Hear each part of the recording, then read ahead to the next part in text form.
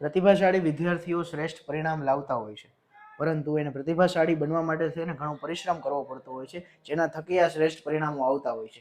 અને એવા જ શ્રેષ્ઠ પરિશ્રમ થકી જેનું પરિણામ નવયુગ સ્કૂલના વિદ્યાર્થીઓ ખૂબ જ સરસ લાવ્યા છે, ત્યારે એ તમામ વિદ્યાર્થીઓને આપણે મળવા માટે આવ્યા છીએ. તો સૌપ્રથમ એમને જે માર્ગદર્શન મળ્યું છે, એમને જેમના દ્વારા માર્ગદર્શન મળ્યું છે, એવા પરેશભાઈ આપણી સાથે છે. ખાસ કરીને નવયુગનું જીનું રિઝલ્ટ આટલું બેસ્ટ આવ્યું છે, એ અંગે આપ શું કહેશો? શરૂઆતમાં જો ધોરણ 12 સાયન્સમાં એ ગ્રુપમાં એ જેનું સૌથી વધુ મહત્વ હોય છે અને જેમના દ્વારા એ વિદ્યાર્થીઓને આઈઆઈટી, એનઆઈટી, ટ્રિપલ આઈટી તેમજ ગુજરાતની બેસ્ટ એન્જિનિયરિંગ જે કોલેજો છે, પીડીપીયુ છે, ડીએઆઈસીટી છે, પછી ઇત્રામ છે, આવી બધી કોલેજમાં જેના દ્વારા એડમિશન મળવાનું હોય છે, એ જીમેન સેશન 1 2026નું રિઝલ્ટ એ ડિક્લેર થયું છે. સૌ પ્રથમ તો નવયુગ ગ્રુપ ઓફ એજ્યુકેશનના સુપ્રીમો એપીડી કાંજિયા સરનો એમ્સ છે કે મોરબીના થોડા વિદ્યાર્થીઓ નહીં પણ વધુમાં વધુ વિદ્યાર્થીઓ માસ્કની અંદર એ ટોપ લેવલની એન્જિનિયરિંગ કોલેજમાં અને ગવર્મેન્ટ મેડિકલ કોલેજમાં એડમિશન લે. તો એ ઉદ્દેશને ધ્યાનમાં રાખી અને ગુજરાતની સૌથી બેસ્ટ કહી શકાય એવી એકેડેમિક એજ્યુકેશન સિસ્ટમ ધરાવતી ભાવનગરની જ્ઞાનમંજરી સાથે એ નવયુગ સાયન્સ સ્કૂલે કોલોબરેશન કરેલું છે. અને એ બંનેનું એ અત્યારે આ પ્રથમ રિઝલ્ટ ડિક્લેર થયું છે. અને જો એ રિઝલ્ટની હું વાત કરું તો આપણે નવયુગની અંદર એ ઘણી બધી ઓછી સંખ્યા હોવા છતાં પણ એ ગુજરાતી મીડિયમમાં સમગ્ર મોરબી જિલ્લામાં સૌથી વધુ 90 પીઆરએફ વિદ્યાર્થીઓ એ નવયુગ સાયન્સ સ્કૂલના છે. એટલે કે 90 પીઆરએફ મેળવનારા વિદ્યાર્થીઓની સંખ્યા 16 છે અને 80 પીઆરએફ મેળવનારા વિદ્યાર્થીઓની સંખ્યા એ 32 એટલે કે 32 છે. અને એમાં પણ જો હું વિષયવાર રિઝલ્ટની વાત કરું તો 97 પીઆરએફ મેળવનારા વિદ્યાર્થીઓની સંખ્યા 7 છે અને 90 પીઆરએફ મેળવનારા વિદ્યાર્થીઓની સંખ્યા 45 છે.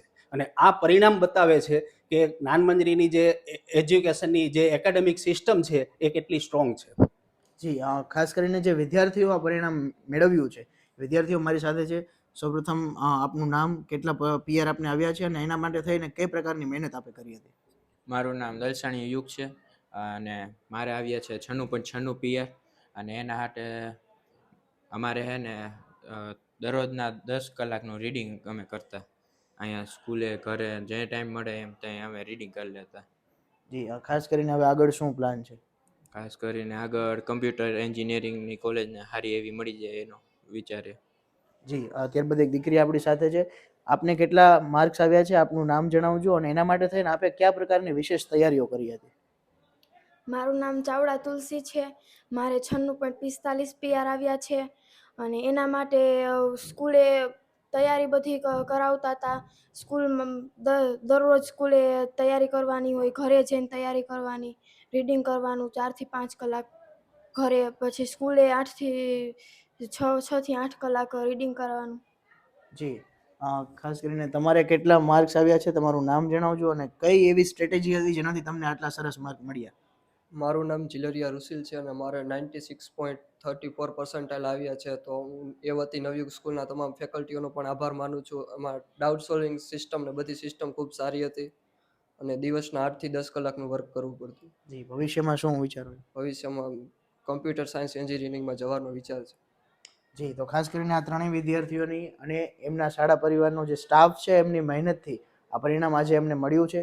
ત્યારે ખાસ કરીને નવયુગ સાયન્સ સ્કૂલના પરિણામને આજે ઘણા બધા લોકો નિહાળી રહ્યા છે, ત્યારે એમને આપ શું કહેવા માંગો છો?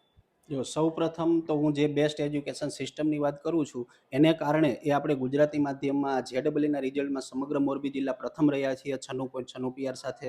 અને મોરબીની અંદર એ થર્ડ એ ચાવડા તુલસી છે 96.45 પીઆર સાથે. અને ફોર્થ રેન્ક ઉપર એ આપણે ઝિલરિયા રુસિલ છે. તો આ બેસ્ટ સિસ્ટમની અંદર છે શું કે જેને કારણે એ આવું સરસ રિઝલ્ટ એ અમે કાઢી શક્યા છીએ. તો બેસ્ટ જે સિસ્ટમ છે એની વાત કરું તો સ્ટડી મટીરિયલ પણ પોતાનું છે. એટલે 12 વિદ્યાર્થીઓએ રેફરન્સ બુકો કે બીજો કોઈ સહારો લીધા વગર એ એક ટાર્ગેટ એ વિદ્યાર્થીઓને સ્ટડી મટીરિયલ દ્વારા આપી દેવામાં આવે છે. પછી જે પ્લાનિંગ સાથેનું ટીચિંગ છે, પર લેક્ચર પીપીટી પ્લાન કરેલો છે, એટલે સિલેબસ ક્યારે પૂરો થવાનો છે એની ડેટ પણ પહેલેથી જ એ નક્કી હોય છે. અને એ સિવાય એ ટેસ્ટ જે અમે એક્ઝામો લઈએ છીએ એ દરરોજ 3 એલટી, પછી અલ્ટરનેટ એક્ઝામ અને એક સન્ડેના મોક એક્ઝામ.